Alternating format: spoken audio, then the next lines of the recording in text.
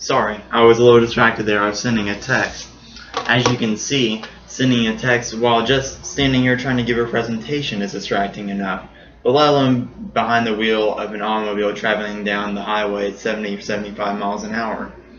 Text at any given moment during the day, almost 660,000 people are trying to use their cellular devices while driving. This is a shocking statistic that must wake America up and put their cell phones down while driving. I believe that everyone should stop the usage of handheld cellular devices while driving an automobile. It results in many deaths and accidents. It is not a necessary practice for most people, and if it is a necessary practice for those people, there are alternatives to texting and calling directly. The National Safety Council did a report on this, and they found that using your cell phone while driving leads to 1.6 million crashes per year. 1.6. There are 25% of car crashes in the U.S. are a result of texting and driving. That's very alarming. And 11 teen deaths happen every day as a result of texting and driving. Texting makes a crash 23 times more likely to occur than if you were just actually paying attention to it. Texting while driving is a very dangerous thing, and it's not even a necessary practice. Most texts can wait to be sent. Hey, hello. You don't need to be carrying on a conversation with someone while you're texting them as you're driving. If at all possible, avoid texting, and if you have to, call them. That is the safest way. It's a better alternative to texting. It's still not safe, but it is better. You should be more focused on the road and less on your phone. Texting and driving is the same as driving blind for 5 seconds while on the road. 5 seconds. So imagine having your eyes closed, and during that time you were behind the wheel of a automobile traveling down I-64 towards Lexington, going 70 or 75 miles an hour. It's a scary thought. It really is. But yet we do it all the time. It slows your brake reaction speed by 18%. And again, traveling at that speed, that's not a good statistic to have against you. You really need to be paying attention to it. And you see, most people don't understand, and a lot of the texting, why I keep referencing the highways, that not a lot of texting and driving happens in smaller cities and towns.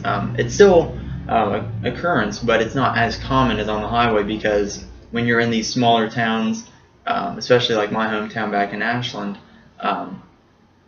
you're already going to your destination. You're 4 or 5 minutes away from it already as soon as you leave your house. Traveling 2 or 3 hours, you're going to be texting fairly constantly, especially if you're alone, and that makes it even more dangerous because you're traveling at a faster speed. So don't do it. Put down the phone. People 10 years ago waited. People wouldn't even think about texting and driving or calling or driving. So why can't you? And there are many alternatives. We have more technology than 10 years ago. So there's a Bluetooth device of some kind that can go in your ear.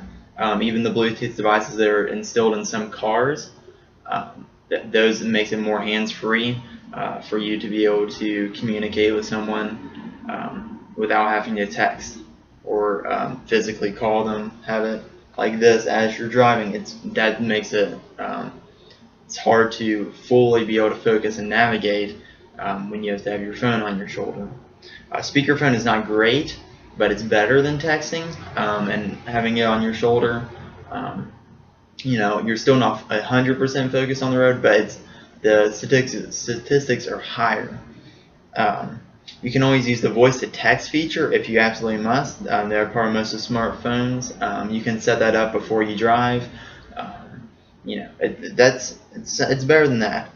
Some insurances will even offer discounts if you have any anti-texting and driving displays on your cars. In my older car, I used to have a hand that said, no texting and driving, and they'll give you a discount if they know that you're doing that.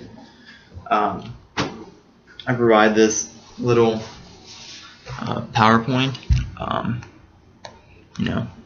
That only takes a second, that this person is unaware of the family you know, she's not aware of it. It only takes a second. It really does. Was it worth it? This driver was texting and driving, and they ended up on the wrong side of the road. And when the paramedics found this 18-year-old kid, 18 years old, he was in 2 pieces when the paramedics found him. Absolutely shocking. Texting while driving, PSA Part 1. If you type this exact title into YouTube, it'll come up with a BBC-produced PSA. It's fairly graphic, but it is very effective in getting its point across as far as anti-texting and driving. It can wait texting apps. AT&T has developed a texting app that will disable your messaging services while your car is moving faster than 15 miles per hour, and once you slow down or stop or go slower than that, it will disable that shortly after. And also, if there's a setting on that app that will send auto reply text to people who are texting you that says, "I'm driving, I'm busy, I will text you as soon as I'm safely to my destination." And just finally, don't do it. It's against the law. There's no reason to do it. Absolutely none. So in conclusion, texting while driving is a very dangerous practice that should be avoided at all costs. If you really have to communicate while driving, you should use some alternative form and really decide if it's risk of an accident or death. After this presentation, you know the results of many deaths and accidents. It's not a necessary practice for most people, and if it is a necessary practice for you, then there are alternatives to make it safer. Just remember this, that one text high is not worth saying goodbye to the rest of your life. Thank you.